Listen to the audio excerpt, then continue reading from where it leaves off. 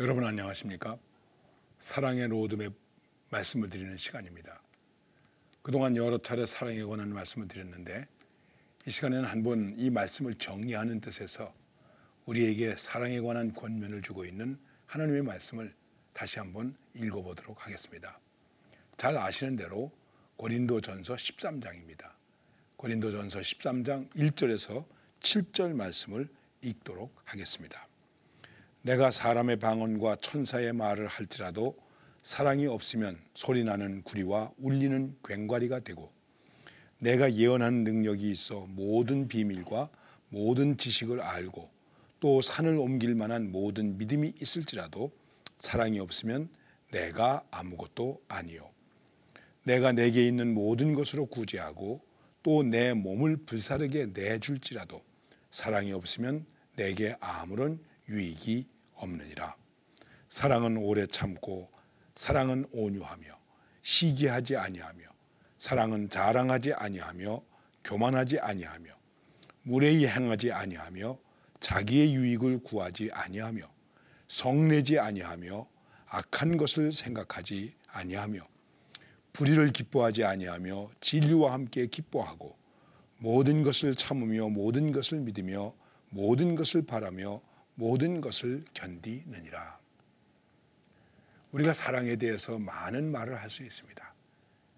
내가 누구를 사랑한다. 부모님을 사랑한다. 자식을 사랑한다. 아내를 사랑하고 남편을 사랑한다. 형제를 사랑한다. 사랑한다는 말을 여러 가지로 많이 이야기할 수 있습니다. 사랑론이라고 하는 그러한 책도 있습니다. 사랑의 기술이라고 하는 책도 있습니다. 그런데 과연 우리가 사랑한다, 안 한다, 그랬을 때 그것은 우리에게 무엇을 의미하는 것이겠습니까? 제가 결혼 주례를 하면서 신랑 신부에게 물어봅니다. 너희들 두 사람은 왜 결혼하니? 그러면 서로 빙긋이 웃어요. 제가 말하죠. 사랑하니까 결혼하지? 네. 그래, 사랑이 뭐냐? 그 결혼하는 그 시간에 그거 대답할 수 있겠습니까? 제가 그 대답을 듣기 위해서 질문하는 것일까요? 어쨌든 제가 물어봅니다. 그래, 사랑이 뭐냐? 둘이 빙그레 웃기만 해요. 그럼 제가 농담으로 이렇게 말합니다. 여러분들도 이런 귀절을 아실 거예요. 사랑은 눈물의 씨앗이지. 그럼 다 웃습니다. 다시 한번 묻습니다. 그런데 문제는 서로 사랑한다라는 고백을 했니? 나는 당신을 사랑합니다. 나는 당신을 사랑합니다. 정말 사랑합니다. 이런 사랑의 고백을 했니? 네. 문제는 그 사랑의 고백 속에 담겨 있는 내 삶의 책임이 무엇이냐? 이것을 생각해 봤니? 이것을 생각해야 됩니다. 그러면서 제가 다시 거꾸로 이렇게 얘기를 합니다. 내가 눈물을 흘릴 만큼 아프고 슬플지라도 사랑할 수 있겠니? 그럼 숙연해져요. 여러분, 사랑이라고 하는 것은 무엇을 말하는 것이겠습니까? 내가 상대에게 해야 할 것을 최선을 다해서 할 수 있는 것, 해주는 것을 사랑이라고 말하는 것입니다.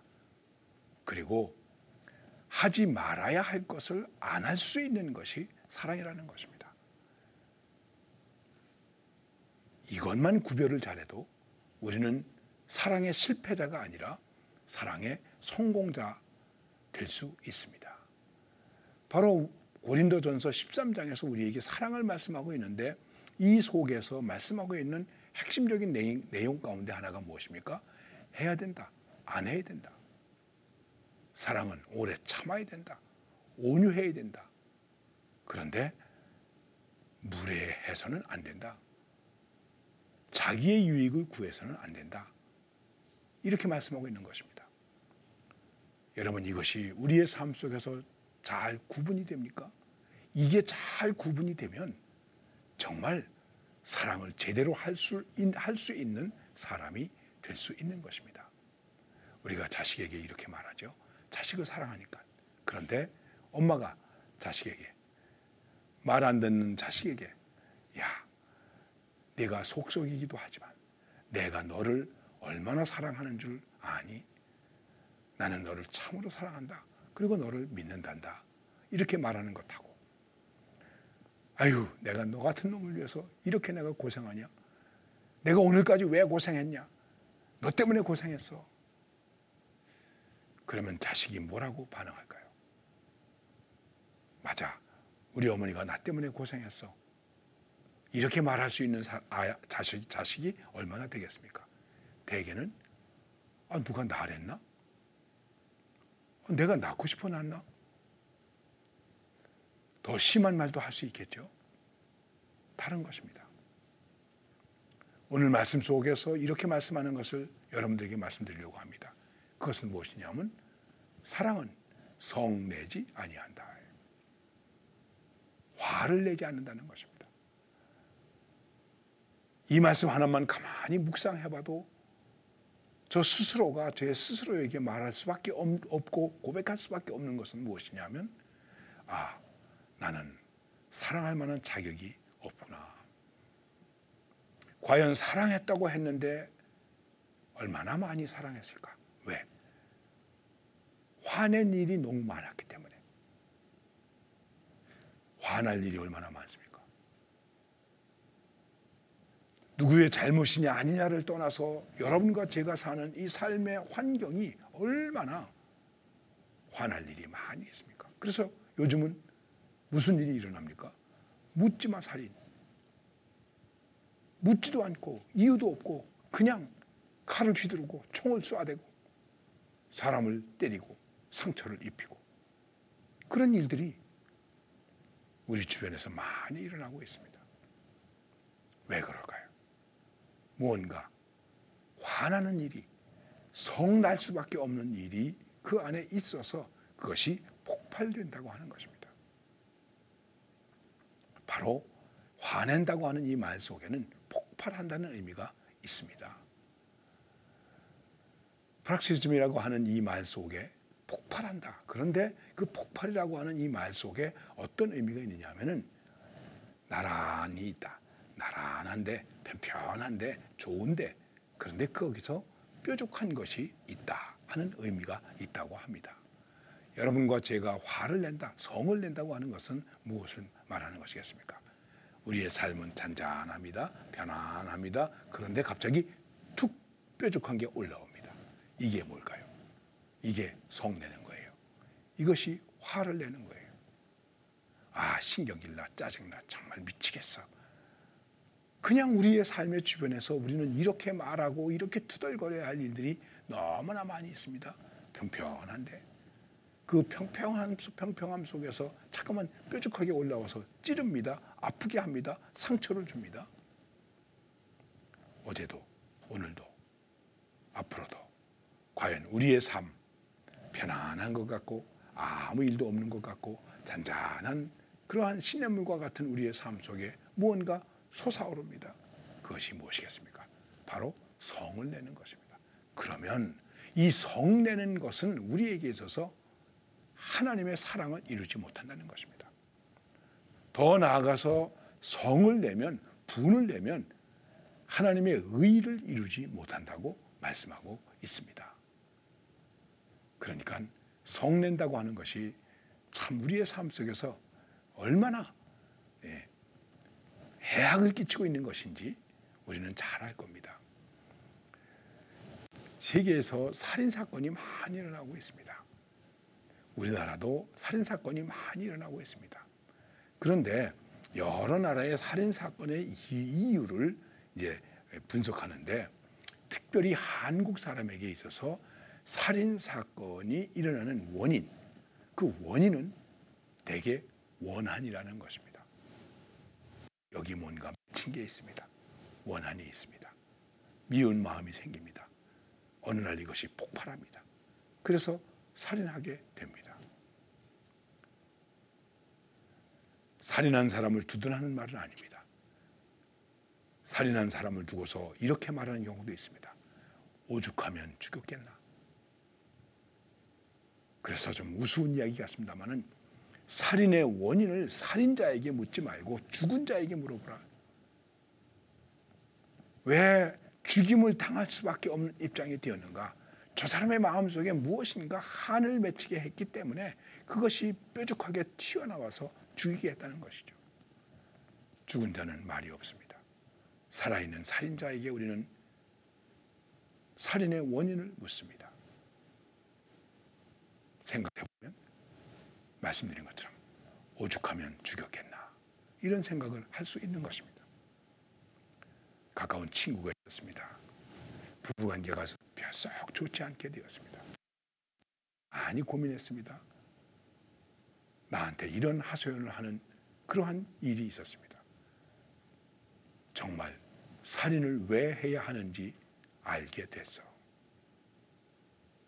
그 친구는 나한테 그렇게 솔직하게 고백했습니다. 나쁜 부부관계 속에서 이러다가 내가 죽일 수도 있겠구나, 살인을 할 수도 있겠구나 하는 안타까움을 저에게 호소한 것입니다.